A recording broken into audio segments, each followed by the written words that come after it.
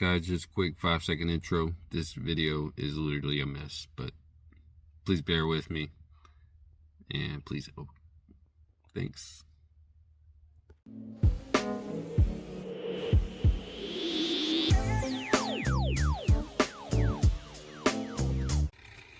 What's going on, guys? Welcome to a different video than I normally post. But I'm working on my 2005 Lexus IS300. Now, keep in mind, this is my first Lexus. This is my first IS300. This is my first 2J. I love 2Js, but I've never known a whole lot about them because I've never worked on them, never really been around them. And, you can only learn so much from reading stuff online or watching videos online. And without being actually there working on them and dealing with them and driving them and all that fun stuff. But I'm in a little bit of a limit with this guy. So here's the issue. Like 9 months ago, they were doing some road work in our neighborhood. They had these dirt ramps built up to get into our driveways, which is all cool. I get up there just fine, no problem. Even though my car's lowered, I still didn't really have a problem getting up there. But they were getting lazier and lazier. The more days they had to keep doing this while they're prepping the underside of the road. And, well, like I said, they were getting lazy. One day I go to pack out for work. That bitch drops down like 1.5 feet, dude. They didn't compress the dirt. The dirt just compressed, you know what I mean? So I'm just right on concrete, dude. I slide off, it rips my O2 sensor off, and the car just shuts off. Alright, now I'm sitting in the road. Alright, the car's off, can't get it started back. And luckily I have somebody help me push it at least somewhere to get it out of the road. And then eventually we finally get back in the driveway, which is cool. But so that's how it's been since then. Well, here's a list of things that I've replaced, because I know people are gonna name out this and that and this and that. Trust me, I've been looking at a lot of forums, a lot of videos, a lot of Facebook posts, a lot of reels, TikToks, everything, bro. Everything. I've been reading all the IS forums, all the what's the other one? Lexus Club, all the Reddit forums, all kinds of stuff, bro. So, I have tried, or at least tried to diagnose a lot of these things, but the list of things I have replaced. First and foremost, O2 sensors, all 4 of them brand new. First thing I did. At first, I had the ECU immobilizer disabled because the immobilizer light was flashing. When I put the key in, it did not turn off. Before I sent it off, I tried to replace the fob battery. Didn't work. Sent the ECU off, got the immobilizer disabled, and didn't work. Confirmed with the guy, he said it was disabled. With that being said, I got a new ECU because I was like, well, maybe a new ECU, and see what it does then. Got a new ECU. I got all the components for it. I got,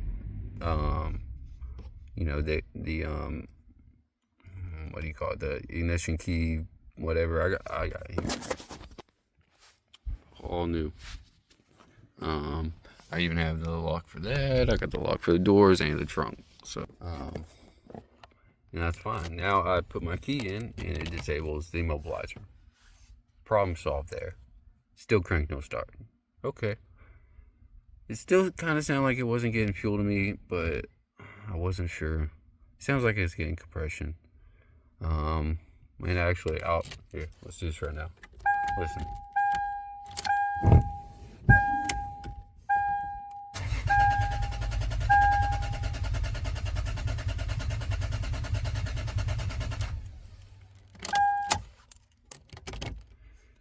Alright.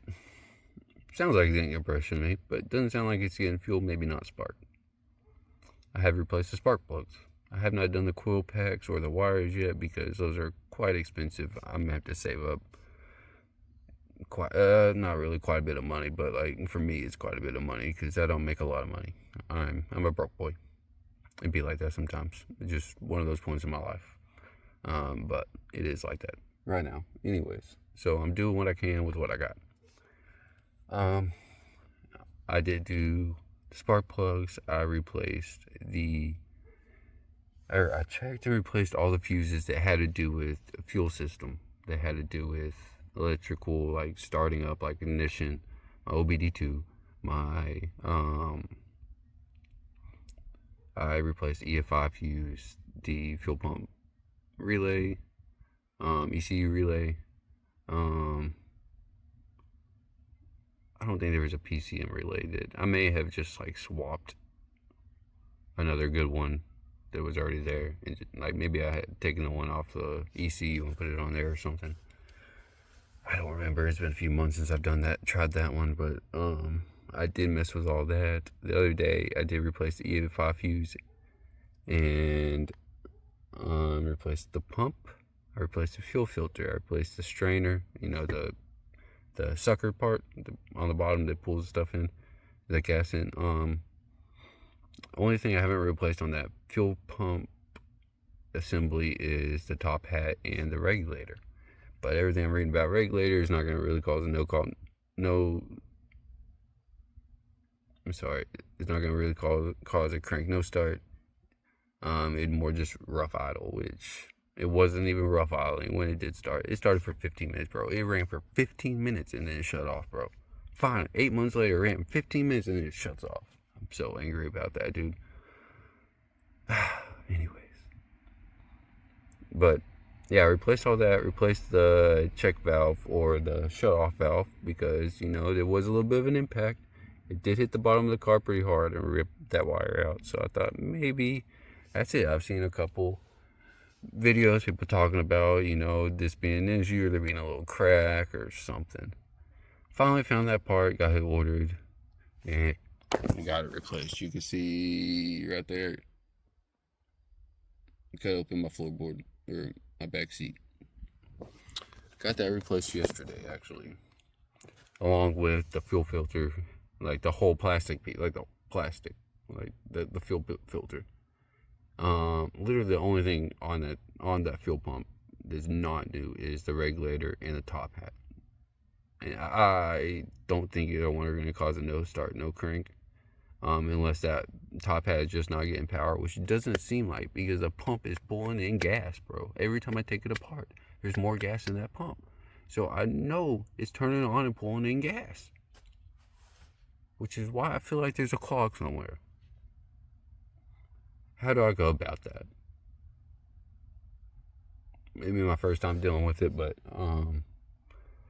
I don't have a lift I could put this on or anything. I'm going to put this thing on jack stands up in the air, and which sucks because I live in an HOA. They don't even want you working on cars here. They don't want them broke down here. They don't want them not running. In fact, if it doesn't run, it's not supposed to be here, which is why I'm trying to figure this out. Because I'm surprised they haven't said anything yet, but I'm waiting. I'm waiting for them to say something. Not to say something back, but because I know it's coming. Because I can read a rule book. I'm that type of person. I try to follow rules. I live in an HOA. I know how it's gonna go if I don't follow rules. So I follow rules, or at least try to do my best to, do what I can with the rules. But sometimes life hits you, dude. And this is what this car is right now. Life is hitting me with this car.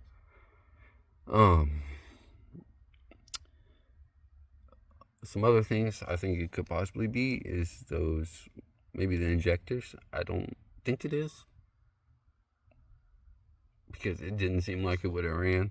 It literally idled just fine. I gave it gas, everything. Like, I hit the gas pedal and everything multiple times, and it revved up just fine. Didn't seem like there's no check engine light on. There's a maintenance light on, but I also don't think... I'm pretty sure this thing has an oil light, and I don't think I reset it when I did an oil change. Done, it gets done. Anyways, I'm pretty sure that's what that light is, and I just got to go press it and reset that thing. Anyways, I am just rambling because I'm trying to give y'all my mindset where I'm at and all the things I've tried and all the things I haven't tried. Like I got a new battery. I've sprayed starter fluid in there before I got this fuel pump and it didn't do anything.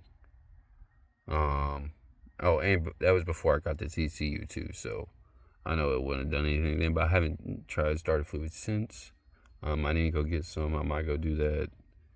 I get paid on Tuesday, so I might go do that along with some epoxy so I can close up that flat back there and some like heavy duty tape something, because I don't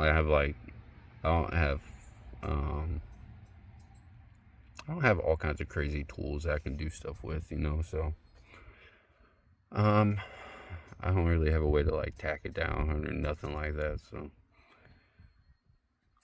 anyways, if anybody has any other ideas, I don't really have anything else I could try to talk about, try to tell y'all that I've replaced, because I've like even like gone in with a multimeter, checked the wires, make sure things are getting power.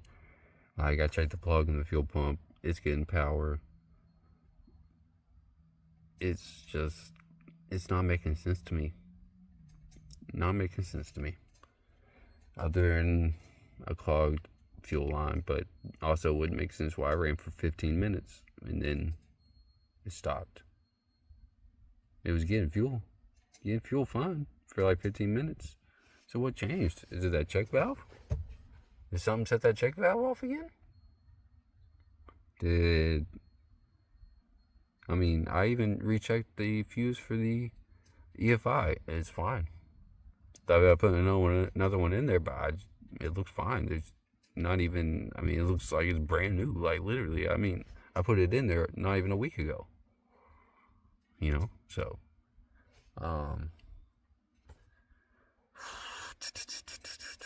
anything else I could try on there?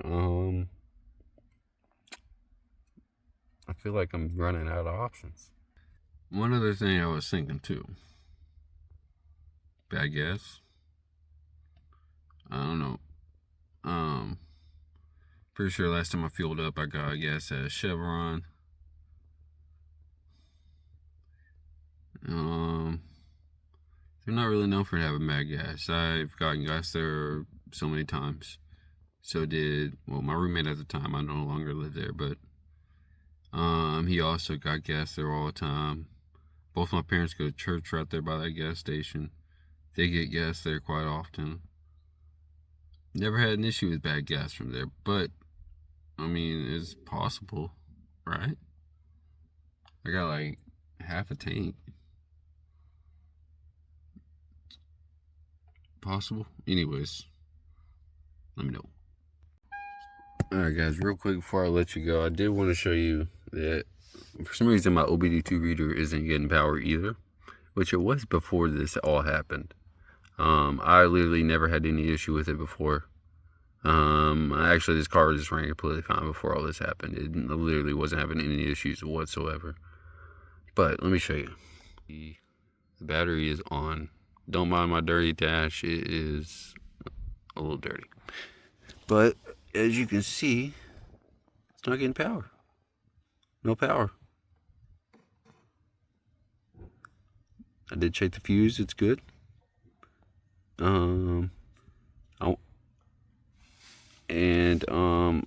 I do remember checking the power to the box, and it having voltage, so that makes me think it could be the wire, or something, the wire up in here somewhere. So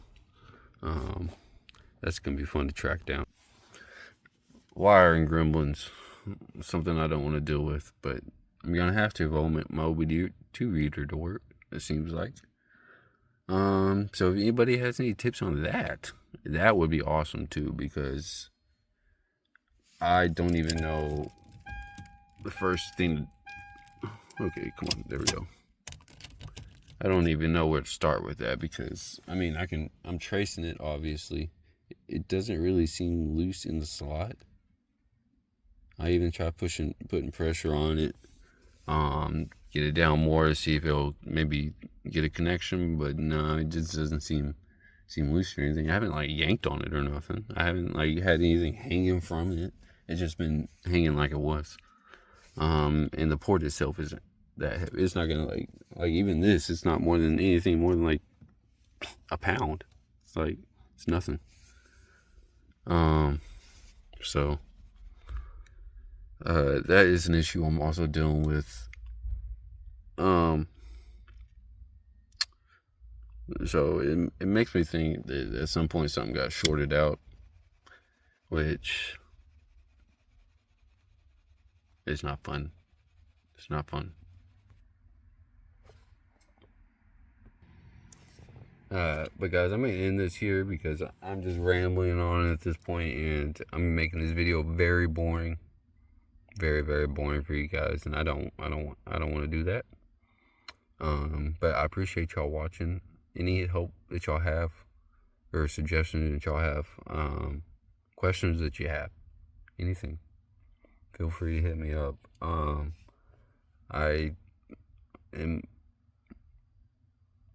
always looking for something to try that's gonna fix it.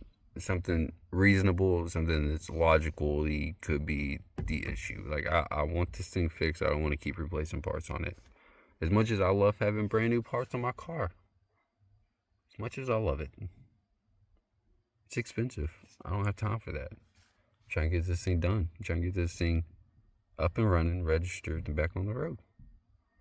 And with that being said, y'all have a good day, and I appreciate y'all watching, and see y'all next time.